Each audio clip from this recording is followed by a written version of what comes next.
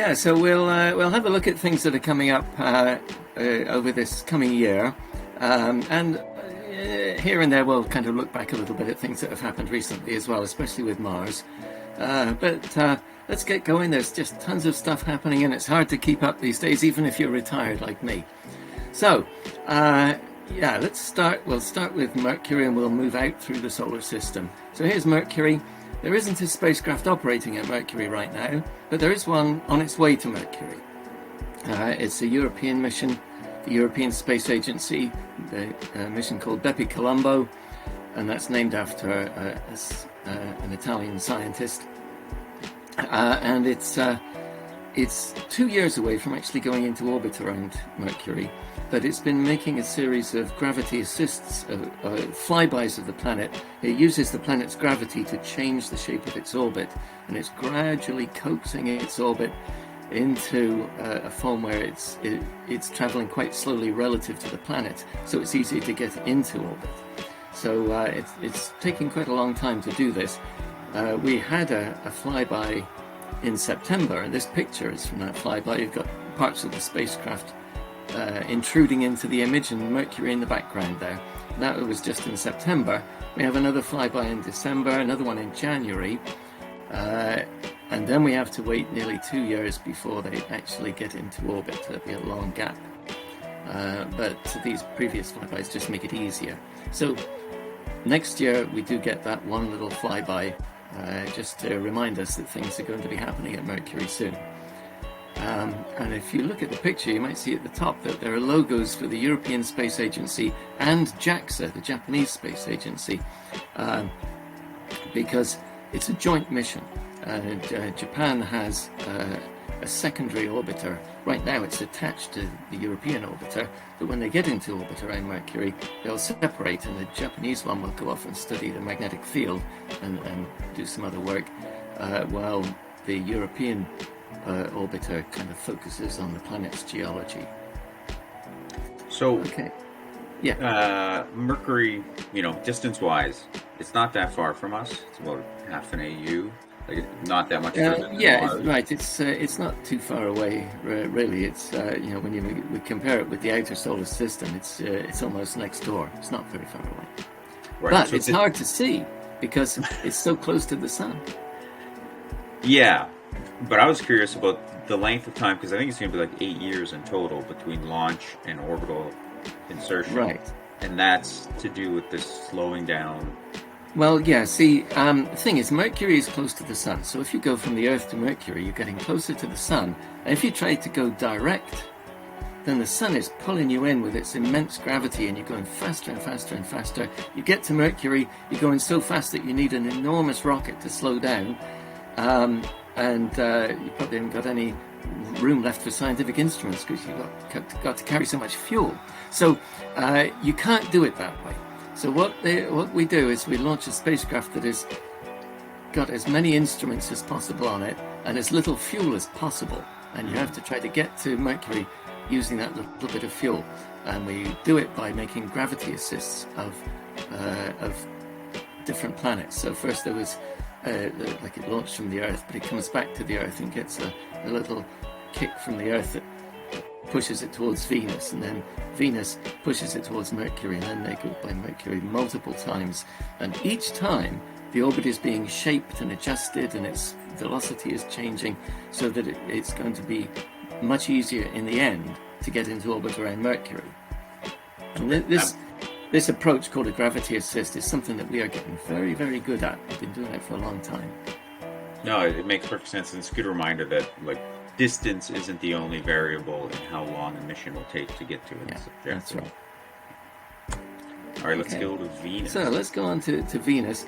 And we also don't have any operating spacecraft at Venus right now. There was one that operated for about 9 years, but its mission ended in the middle of last year. So that was a little Japanese mission, which was studying the atmosphere. But coming up, supposed to launch at the end of this year, I'm not quite sure if they're on schedule or not, but it's supposed to, is the first ever privately funded planetary mission. It's been funded by the rocket launch provider Rocket Lab, which is a New Zealand and US company.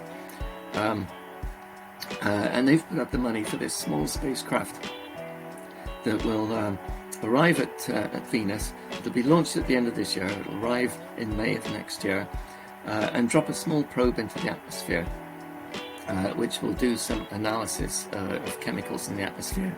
And it has perhaps a slightly unusual name here, Venus Life Finder.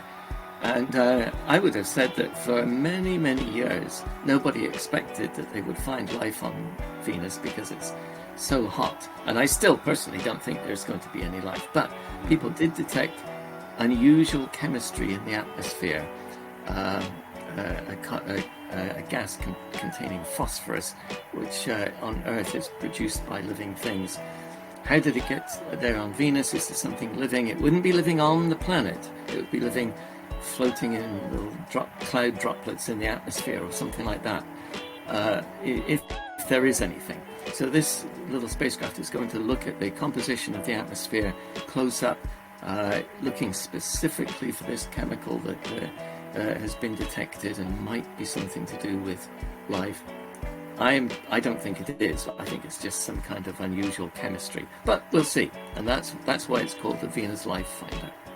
So there's a mission actually coming up. But we can look ahead a little bit, because there are going to be quite a few spacecraft going to Venus over the next 5 or 6 years, including Mars orbiters from India and China. And that's a reminder that space exploration is becoming much more of a worldwide endeavor.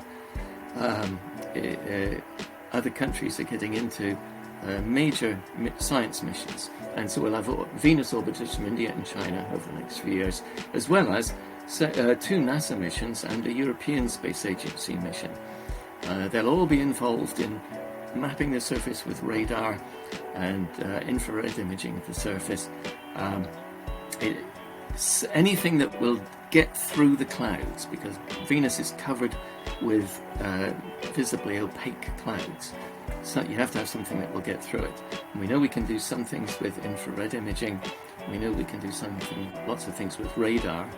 But of course, one other thing you can do is to drop a probe into the atmosphere, like the little Rocket Lab spacecraft will do. And one of the NASA missions, called Da Vinci, is in fact designed to put something down through the atmosphere that will survive all the way down to the surface and take pictures of the surface as it descends. That will be a really interesting mission. So there's lots of good stuff coming up in the more distant future, as well as a little mission next year. So on Venus, going back to the Rocket Lab, yeah, are they going to sell Venus atmospheric data? Is there a business model there, or what's the have they talked? I think the idea is that it's a demonstration of the little spacecraft bus that they've developed. It's called Photon. And they developed Photon to serve several different purposes, including pushing a little spacecraft out, to a greater distance, like towards the moon and that sort of thing. They've also got 2 of them that will form a mission going to Mars, which we'll be talking about later.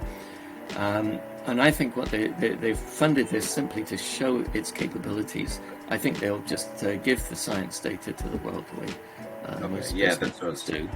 Kind of I don't think they're going to sell it. So I think the business model really is just advertising their capabilities. Yeah, proof of concept thing. Yeah, for sure. Okay, makes perfect sense.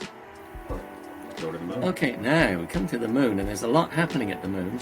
So I've got a list of things here. There are several landing missions coming up, and we'll look at a few of them. There are several orbiters that are ongoing and doing things right now, and one ongoing surface mission, the Chinese mission Chang'e 4 with its little U-2 rover. So there's a lot going on there. And my picture here is a picture from a Korean spacecraft called Danuri. You can see it listed among the orbiters there. That's a Korean spacecraft. It's Korea's first lunar mission. An orbiter. It's got several different cameras on it. One of the cameras came from NASA, and it's designed to look into permanent shadows at the lunar poles, where there might be ice and other compounds frozen on the surface or mixed into the surface material there. So Denuri is mapping those areas which couldn't be seen very clearly before.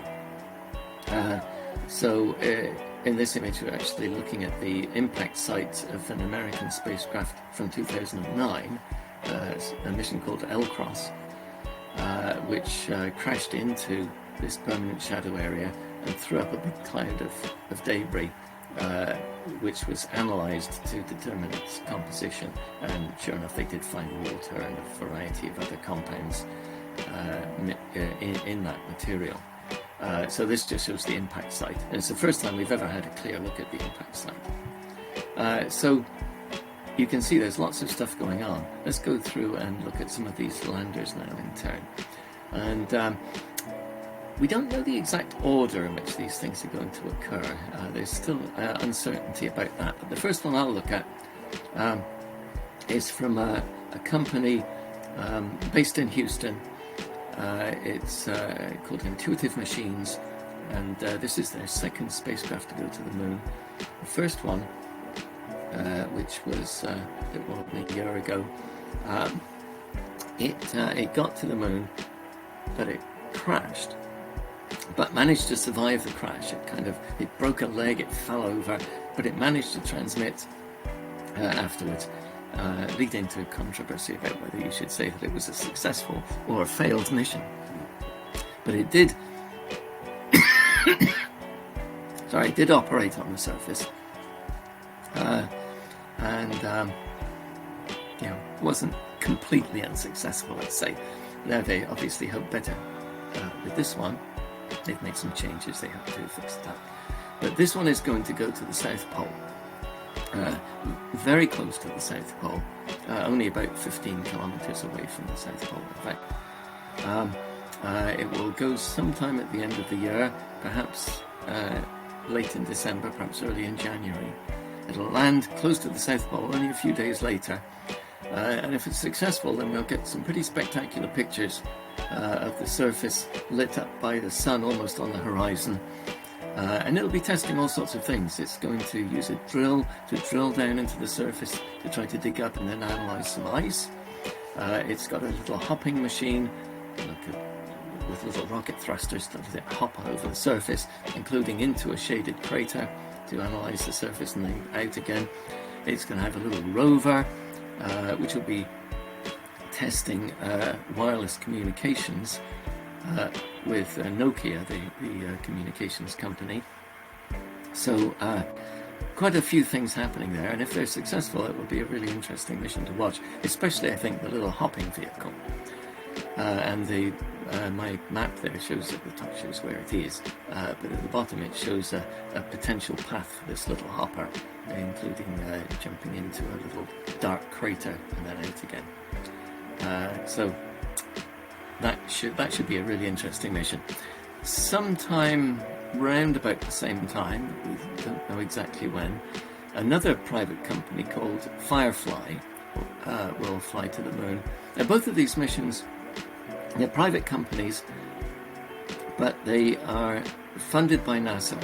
Basically, with the idea that NASA pays to have its instruments flown to the moon. This is the commercial model that they're working with.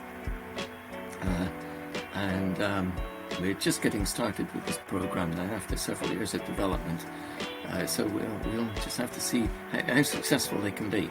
This mission will take about 45 days to get to the moon because it goes a rather roundabout way. But it makes it easier for it to slip into lunar orbit, so it doesn't need as big a rocket again. It's the same kind of idea. And when it lands, it's got a bunch of geophysical instruments to study the interior structure of the moon, the flow of heat from the interior of the moon, which will tell us something about the nature of the moon's interior. They're going to test the reception of GPS signals at the moon. We have all these GPS satellites orbiting the Earth, but can those signals be detected at the moon? They'll be pretty weak, but it might be possible. And if it is, then it will make some aspects of navigation at the moon easier. So they're going to test that and test a method of sampling the regolith for future missions as well. So that'll be another interesting mission to look out for. Here's a third one, and this is again coming up around about the same time, perhaps in January, and it's going to take 90 days to get to the moon, taking a long roundabout way again, but making it easy to slip into orbit without the big rocket braking. That's to slow it down now. So that's the idea. This is a completely private mission. This is not funded by NASA. This is a private mission that is flying some payloads from Japanese companies. It's a Japanese mission. It's got payloads from Japanese companies. It is flying something like a small rover that will drive around. It's got a radiation monitor. It's going to do a plant growth experiment. People are quite interested in this, and there's already been one attempt at a plant growth experiment on the moon with a Chinese mission. It wasn't really terribly successful because it only lasted a very short time, but it was an attempt. So we've got several payloads there that they're going to test, and again we've got a landing site for it this time. Quite far north. This would be the most northerly mission, although it's a long way from the North Pole, but the most northerly landing that's ever happened in a place called the Sea of Cold, Mare Frigoris. Let's look ahead, and sometime probably quite late in the year there will be another mission called Lunar Vertex. Another of these missions funded by NASA to fly NASA's instruments to the moon on a private lander. And this is being funded by Intuitive Machines as well, and it will be their third landing attempt. So hopefully they will be successful with this. This is also carrying a rover from a company called Lunar Outpost, which has a Canadian instrument on it, a microscopic imager on the rover that can image the surface in front of the rover at in very high detail with a microscopic camera system. So there's some Canadian content there for us. And there's going to be another set of rovers called Cadre, a group of small rovers that will test joint operations. There's been quite a bit of interest over recent years in having swarms or groups of little rovers all working together to try to achieve something. Well, we'll have to see how successful this will be, but I think these little rovers are carrying ground-penetrating radar. Very small. These are small rovers. They're a very small instrument, but they will use that to study the surface and fan it in different directions to try to make a map of a significant area with this group of rovers. So we'll see how that works as well. Meanwhile, the landing site is a magnetic anomaly. Magnetic anomaly. There's some kind of rock formation under the surface that is magnetized and produces an effect at the surface, which seems to include making bright and dark markings on the surface. And this is really not understood very well. So this is the first attempt to look at it. And they will drive the rover with a magnetometer to measure the magnetic field and other instruments to measure other things as they go, and try to figure out what's happening at the surface to make these markings over the magnetic anomaly. Okay, so now let's go to Bill. When you say small rovers, are we talking like shoebox size or like the size of a little wagon? I think the little group of rovers called Cadre are perhaps shoebox size or even a bit smaller. The Lunar Outpost rover is larger, like a rather large microwave oven. I think we could say something about that size. Yeah. A bit bigger, but still these are small compared with Mars rovers. Yeah. Okay. Now, this is a different kind of thing. This is a lander called Blue Moon Mark 1. Blue Moon is the name of the lander being produced by Blue Origin, the company founded by Jeff Bezos, the Amazon guy. Here's his lander. They're building with a group of other companies, they're building a lander for astronauts for later in the decade. But this is a cargo lander. It's being designed and built right now. It's intended to fly payloads of up to 3 tons to the surface of the moon, which is far beyond any of the other landers we've been talking about, far beyond their capabilities. If we have people going back to the moon in the Artemis program over the next few years, they will need cargo. They'll probably need cargo pre-landed before they get there. And this is the kind of lander that could deliver things like rovers, scientific equipment, supplies, solar panels, all sorts of things like that. Could be carried on one of these large cargo landers. It's supposed to fly sometime in 2025. We don't know the date. We have no idea about the landing site or anything like that. The only thing I know about it, really, apart from this graphic from Blue Origin, the only thing that we know is that it's going to carry a set of cameras, not just one camera, but multiple cameras, that will study the way the rocket plume, the rocket exhaust plume, as it comes down from the rocket during the landing, the way that erodes the surface. Does it dig pits? Does it blow stuff away? How much material is it shifting? We've never really had a chance to study this before, and with this being quite a large lander, kind of halfway to being a lander that could carry people, we get a chance to study the effects of that plume for quite a large vehicle. They're also going to fly some of these on smaller landers, but they need this bigger one as well. So that's the only thing I know. There'll probably be other payloads, but we don't know about them yet. So Phil, before you get accused of advocating conspiracy theories, we have seen plumes as craft approach the surface of the moon before, just nothing this big. There's obviously a lot of footage of the lunar module coming down to the surface during the Apollo program, but that was a much smaller rocket and a much lighter spacecraft. And I imagine the question here is... well, no, this is true, but the thing is that those were pictures that were being taken really to sort of help with navigation. The pictures taken from the Apollo landers were really designed to help people find out where it had landed. They weren't. They did see this dust blown up, but that's not really what it was designed to study.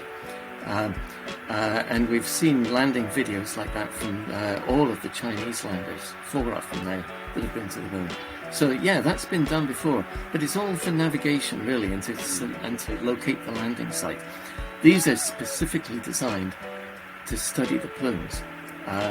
So they're going to be looking with cameras designed for that. So the Apollo cameras, for instance, only looked forwards and down.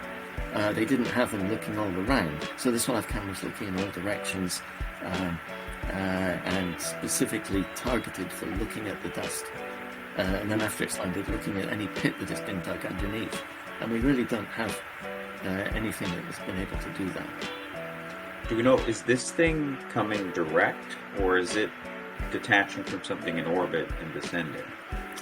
I think this goes directly. I don't think this thing itself is probably going into orbit before landing, but it's not detaching from anything. Okay. And then maybe some sort of dummy payload to match the... Yeah, might be. I don't know. I just haven't heard much about it yet, but sometime before it launches we'll get more details. Presumably a ramp or some sort of pulley system, given the height. Okay, and still operating is the Chinese mission Chang'e 4 with its U-22 rover. There was a U-21 on a previous mission. Now, this has been on the moon for quite a long time. It landed in 2019. And if we were talking about any other mission, we might be tempted to think that if you landed in 2019 and you're still operating, that you would have driven a long way. But in fact, they haven't really. They've driven about 1,600 meters in 5.5 years. It's not a race. They're stopping all the time to look at things, to analyse, and stopping to do infrared observations of rocks, doing ground penetrating radar mapping and so on. So they're not in a particular hurry. And in the last year, they've had communication challenges as well, because this lander is on the far side of the moon. We can never see it from the Earth. We can't communicate with it, so we have to have a communication relay. And China had put a relay satellite in orbit before this arrived, and it worked quite well for about 4 years.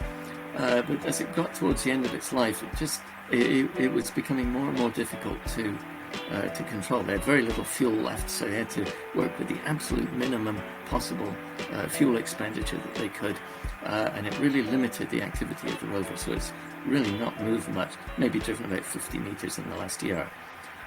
However, we can keep track of it, because NASA's Lunar Reconnaissance Orbiter images it almost every month. And I've got a series of images here. Still on that one. Show dates. So the bottom one is April 2024. Next one is March. The most recent one there is in April 2024 at the bottom. But they span a bit more than a year, and they just show the small movements that have been taking place each time.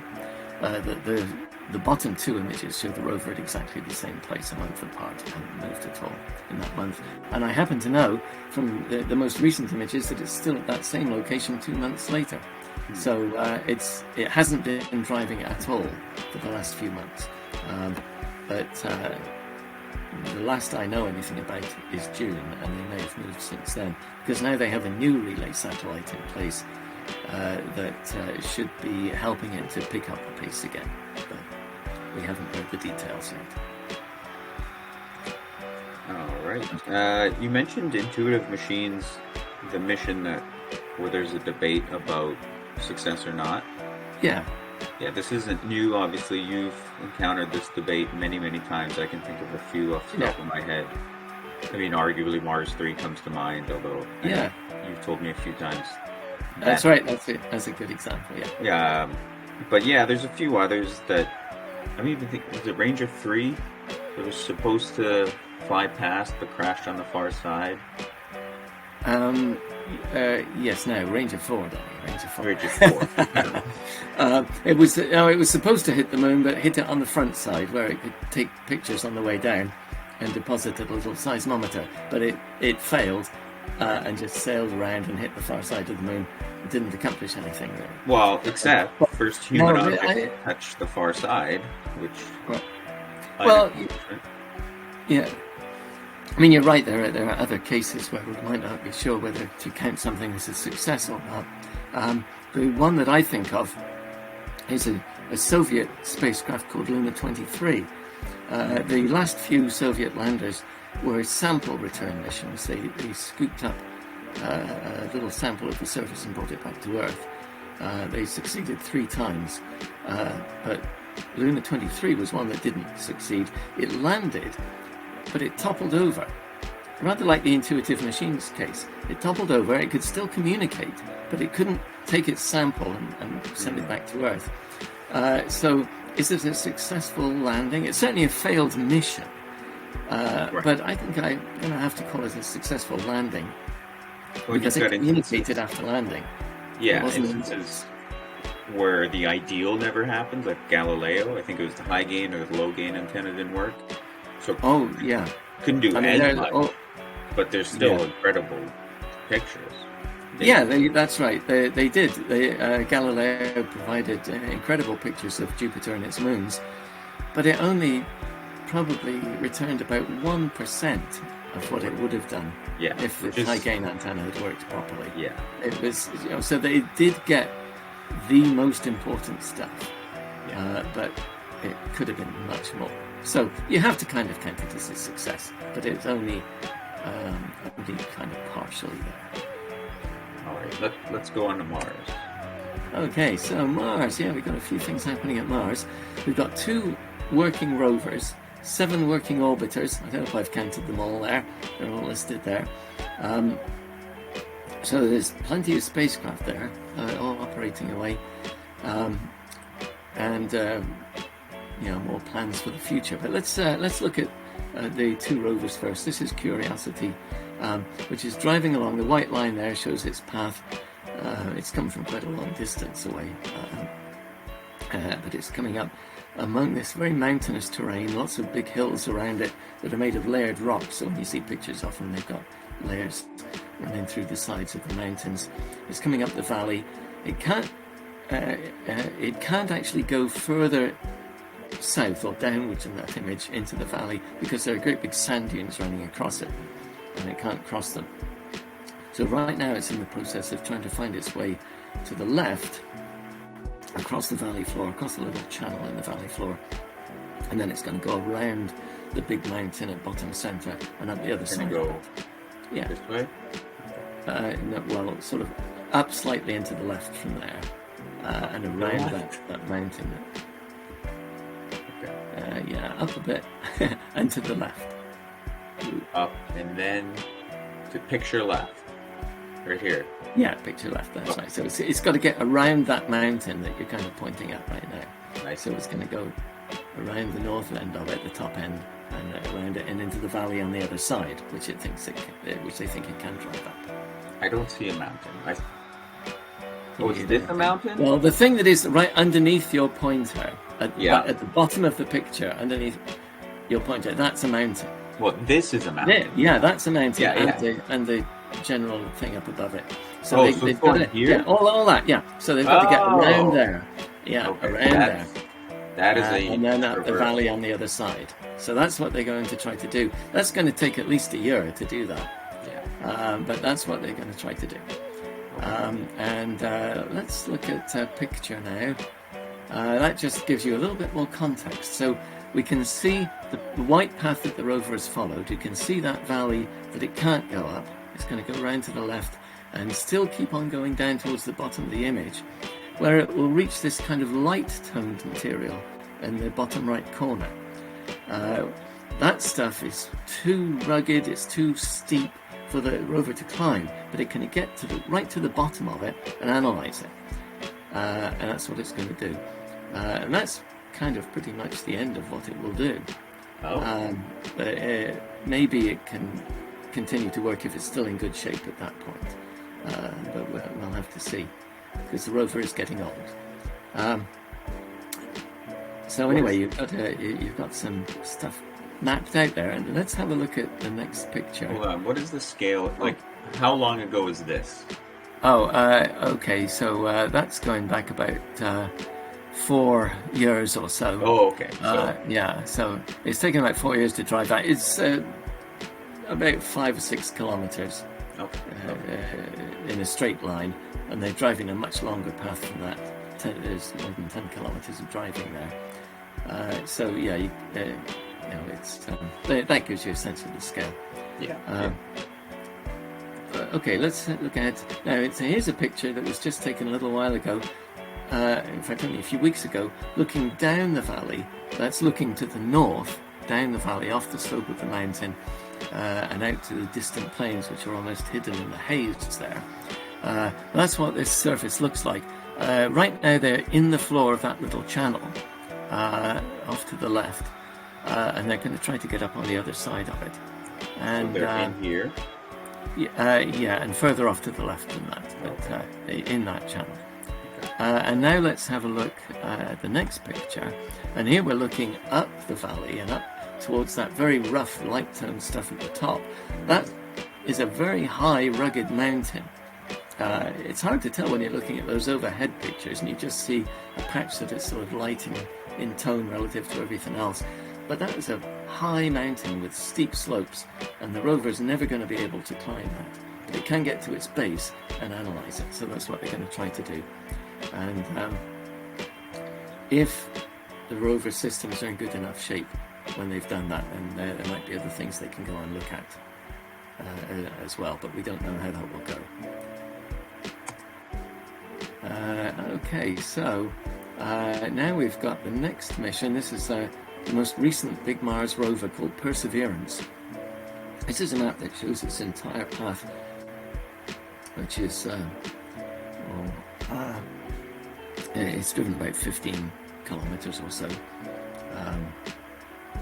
Started out on the right-hand side, and it kind of looped around and then up over the hilly bit in the middle, and now it's over on the left-hand side. And the rover drove the white line, but this rover was accompanied by a little helicopter called Ingenuity, which followed the yellow line. And so we can see it, and unfortunately it's not working anymore. It's broken, had a rough landing after one of its little flights, but it certainly proved its worth. And what it was doing was flying ahead of the rover and photographing areas so the rover could decide which things were worth looking at, or which would be the safest path to drive. And the Ingenuity helicopter did a lot of that, but now it's not there anymore helping the mission. We can see from this that the rover it started out on the area that I've labelled the crater floor. It's inside a big impact crater.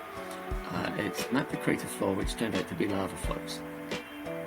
Then it got to the edge of this hilly area, which in satellite images looks like a river delta. Deposits brought to a lake by a river, deposited in the lake, built out into the lake as a delta. The kind of thing that we see with deltas on Earth, like the Nile and Mississippi deltas, for instance. But this would have been in a lake. So they're looking at that. They've collected samples of rocks that would have been deposited by water.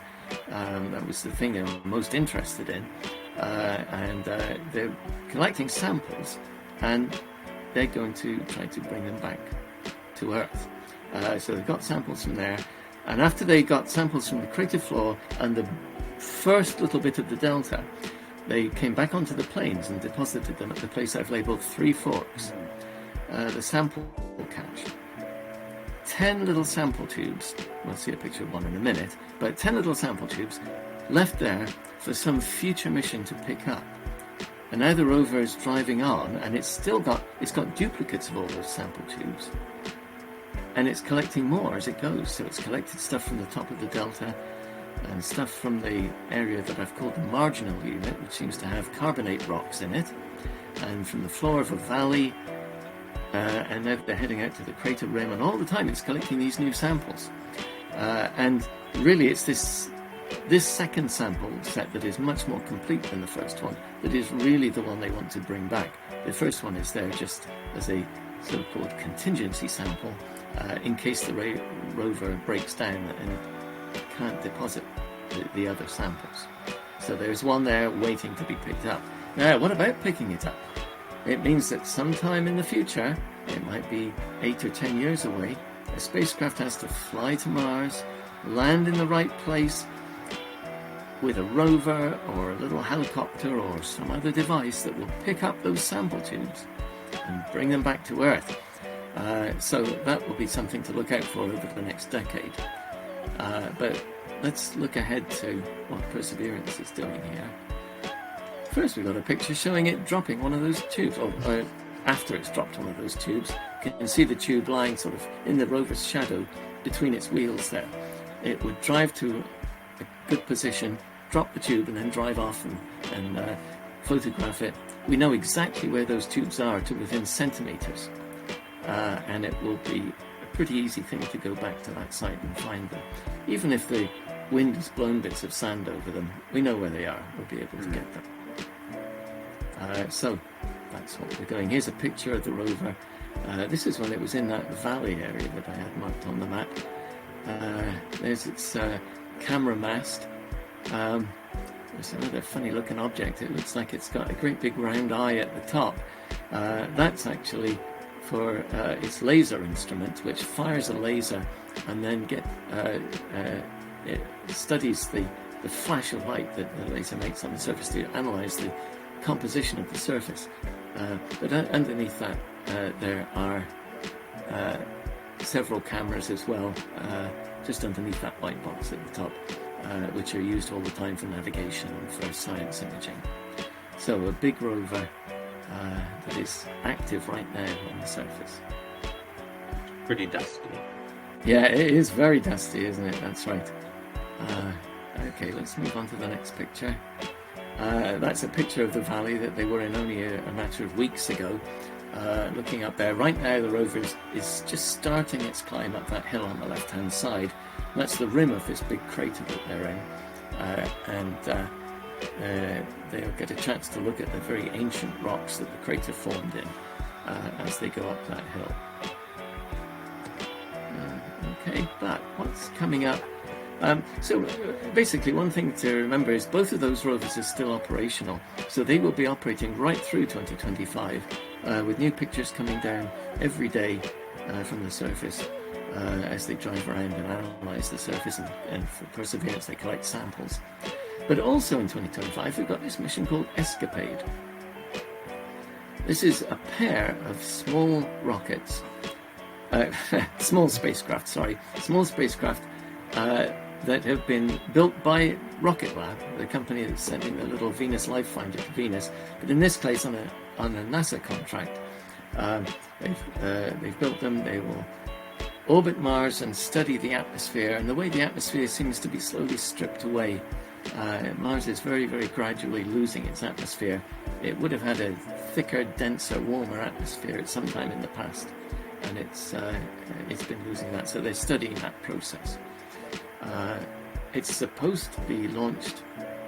It was supposed to be launched at the end of this year, but it's been pushed into the spring of next year on the first New Glenn rocket. And New Glenn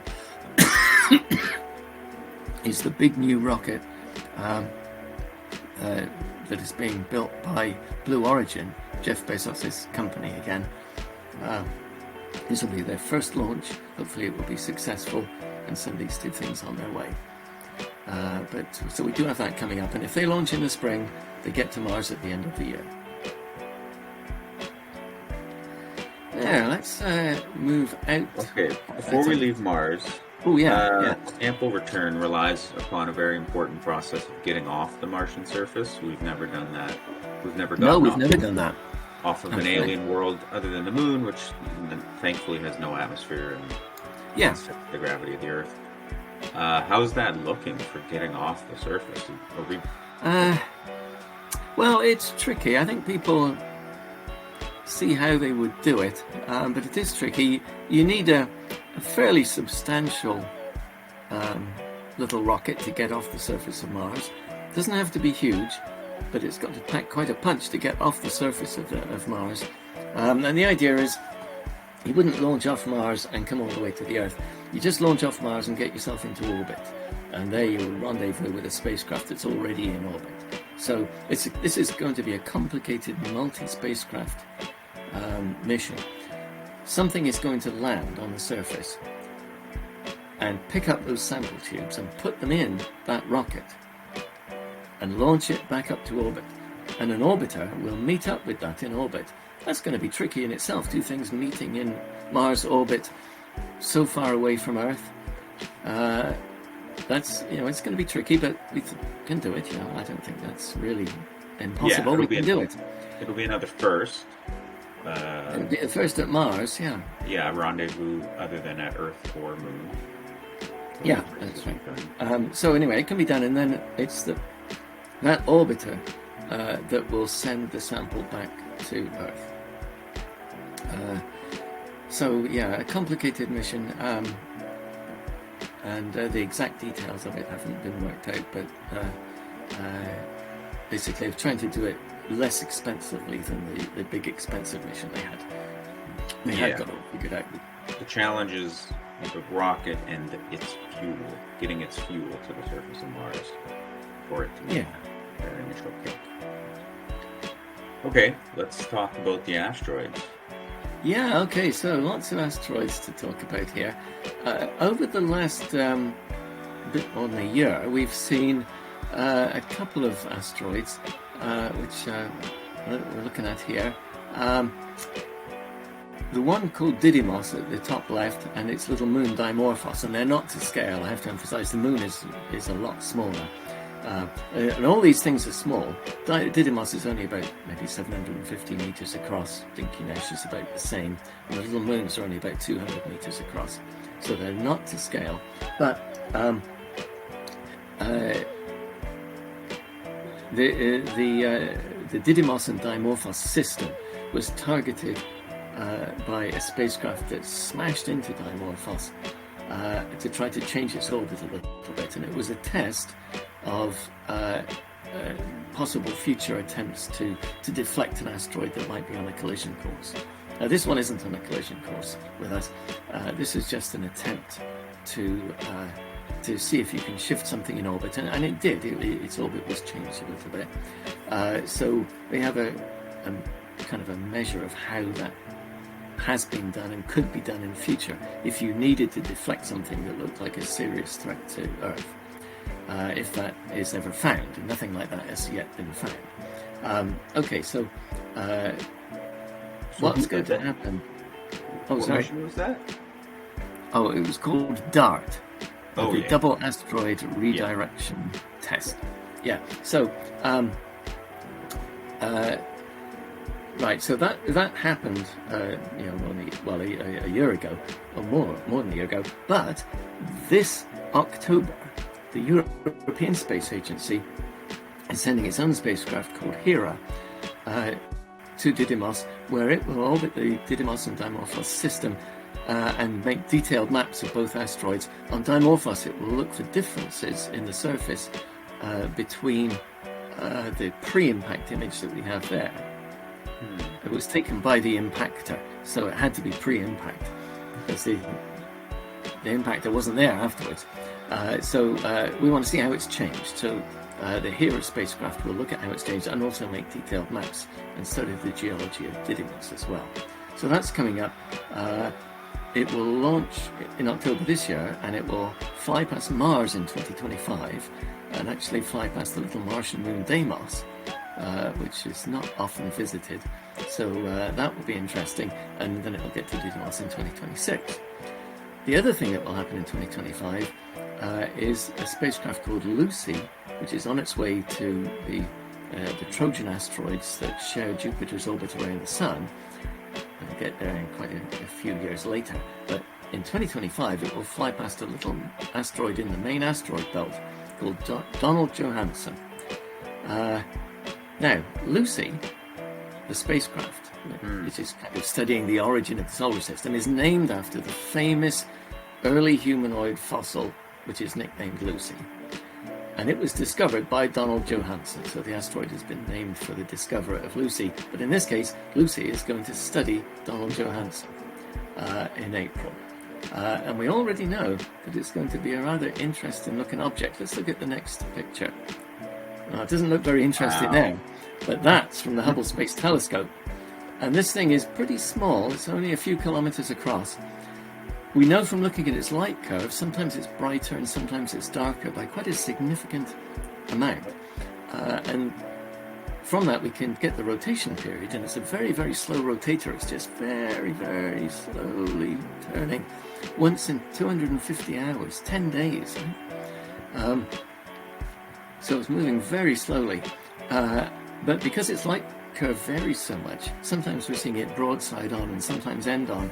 So it's either very elongated or perhaps it's a kind of binary asteroid, and sometimes we see both parts of it and sometimes one is behind the other and we only see one. So we're not quite sure which of these is correct, but it's something a little bit out of the ordinary anyway. So that will be interesting. We'll look for that. So it could be like a dumbbell-like object, like it could connected be like binary type thing. Yeah.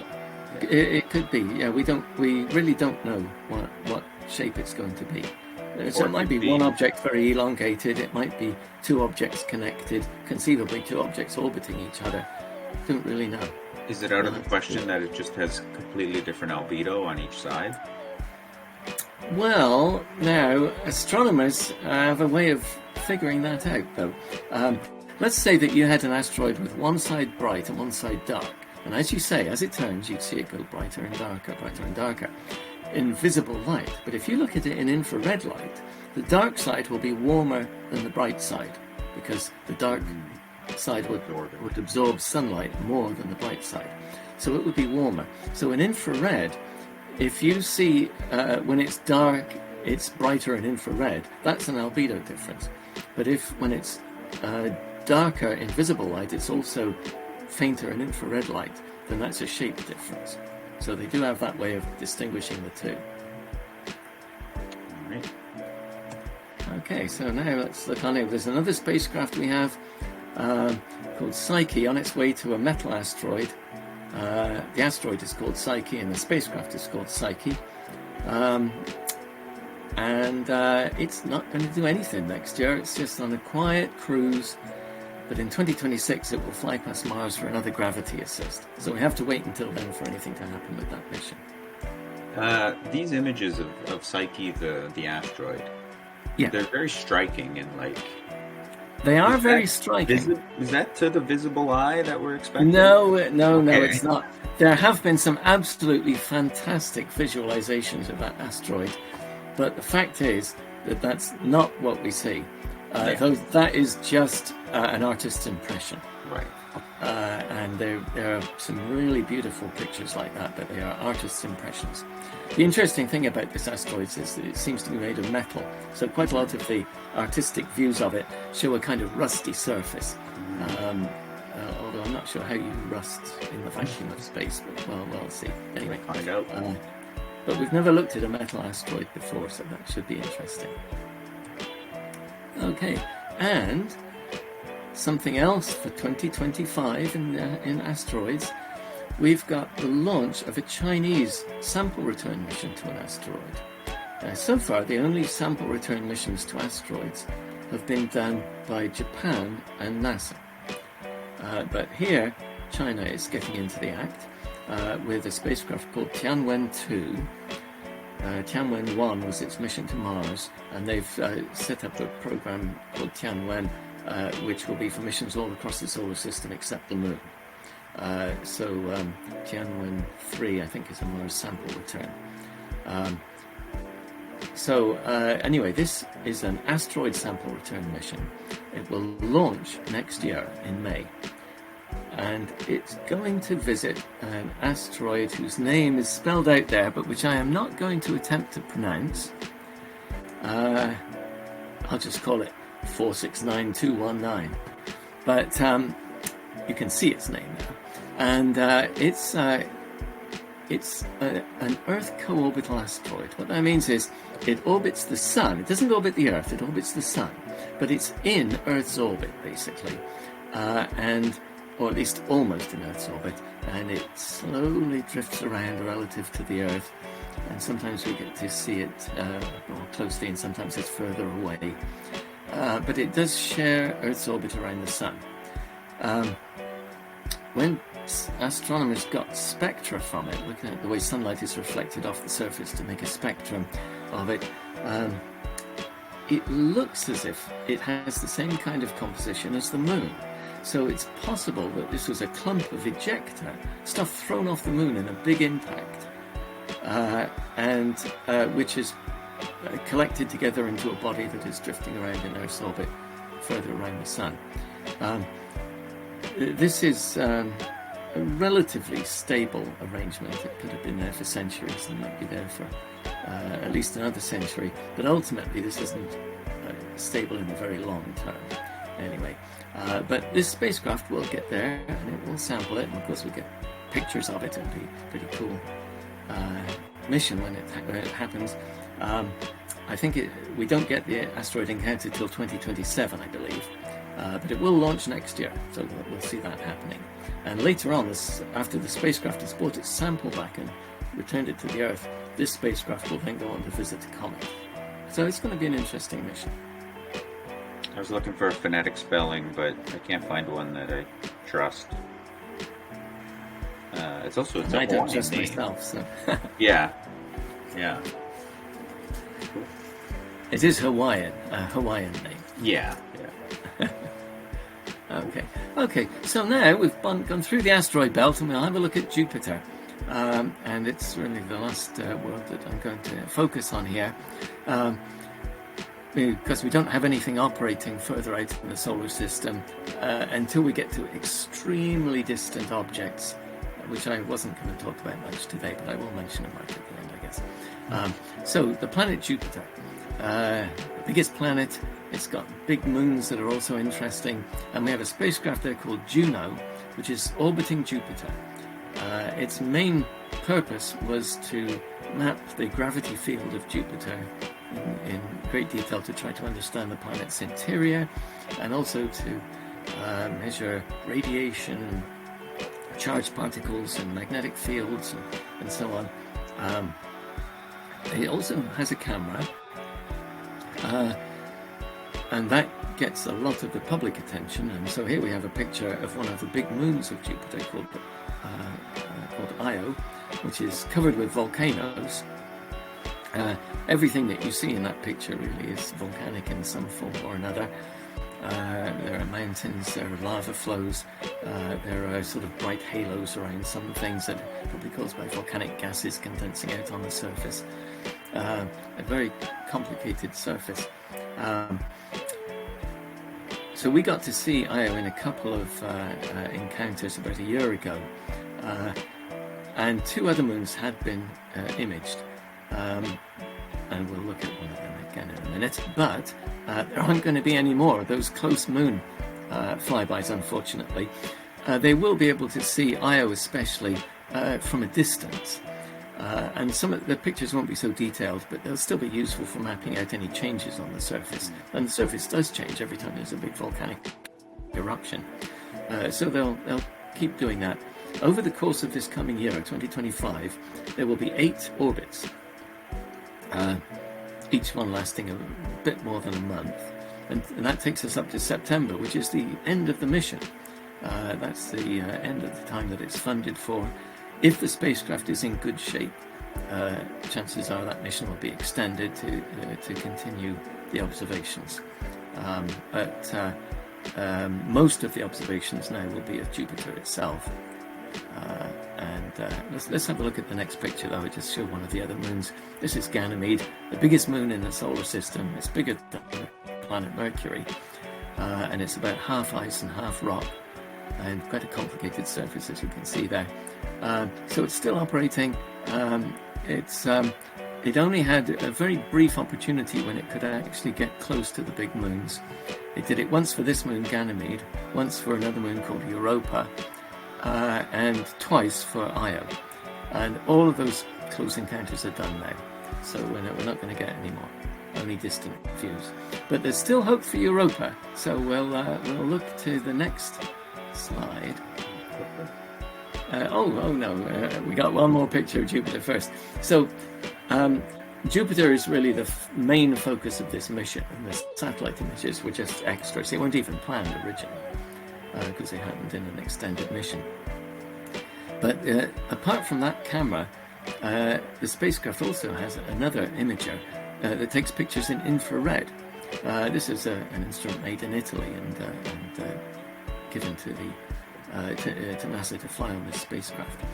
And it takes pretty interesting pictures. The picture at the top is the North Pole of Jupiter, and it's surrounded by these great big circular storms, like big hurricanes swirling around, and we can see them in the infrared there. And it can see that basically the different temperatures of the cloud tops. That's what it's imaging there, because this infrared instrument is looking at variations in temperature. And at the bottom left, we've got a picture of the aurora, like the northern lights and southern lights on the Earth, aurora borealis and australis. Well, that's an aurora on Jupiter. And on the right, Io, imaged by this infrared instrument, which shows up hotspots on the surface. So all those hotspots are little volcanic sites on the surface. And these observations of hotspots are incredibly detailed compared with anything that we were able to do before. You can see them at low resolution using Earth-based infrared telescopes, but you don't get anything even remotely approaching that resolution. So Juno is a great spacecraft, and it's been doing interesting things, and it will be continuing this during 2025. Now let's just look ahead to a little bit of future stuff. There are two spacecraft that will be going to Jupiter. One of them is on its way, and one of them is about to be launched. This one is called JUICE. It's from the European Space Agency. It's the Jupiter Icy Moons Orbiter, Explorer, and it's on its way to Jupiter now. It won't get there until 2031, but in 2025 there is something to look forward to, because it will make a gravity assist flyby of Venus. Now you might think, why are we going to Venus if we're going to the outer solar system? But it's just part of this rather slow process of going past several different planets at a time. This spacecraft already flew past the Moon and then the Earth in quick succession in August 2024, getting a gravity boost that kicked it onto to Venus. There it gets propelled out again, and we get another gravity assist from the Earth, and then out to Jupiter. It takes a while, but it means that you get to Jupiter with a much smaller rocket than you would have needed otherwise. And when this gets to Jupiter, it will orbit the planet and make multiple flybys of the moons, and do detailed studies of those moons. So we're going to get a lot of really interesting pictures from that mission. The next mission is just about to launch. Well, it's supposed to launch next month. It's called Europa Clipper, and it's a NASA mission. In February 25, it will make a gravity assist flyby of Mars. It takes till 2030 to get there, to get to Jupiter, and then it will make multiple flybys of Europa to study its internal ocean and the potential for life there.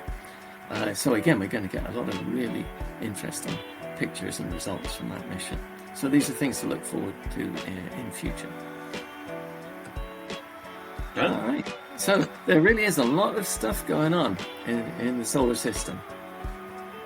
What do I got? I think that's everything. I didn't have any other questions. Anyone in particular you're most looking forward to? Well, let me see. I'm going to enjoy that satellite encounter, Lucy encounter with Donald Johanson, because I am fond of asteroids. Yeah, that doesn't surprise me. Yeah. I'd have to flip through. Actually, I'm incredibly curious how this goes, frankly. Yeah, that will be interesting. So this will be a test flight. They're proving out the technology. From a science perspective, I guess anything hitting the Venetian atmosphere would be one of the top. Yeah. Interesting. Whoops. I will look forward to those moon landings as well. Because I'll be basically trying to make maps of the landing sites every time something happens, and updating my map showing all of the moon landings and impact sites. Yeah, that map is starting to get kind of like the northeastern United States, where you have to cram in all the capitals in small. Yeah, that's right. Yeah. All right. Well, thank you so much for doing this. That's great. Look forward to chatting again shortly, and I hope everyone enjoyed this quick rundown of space exploration in 2025. Like I said, no shortage of things to look forward to, including, hopefully, Phil's third volume of the International Exploration of Mars Atlas. Is that what it's still called? Yeah, it still has the same name. Yeah, that's right. Just Volume 3. Volume 3. All right. Thanks, Phil. Okay. Thanks, everyone.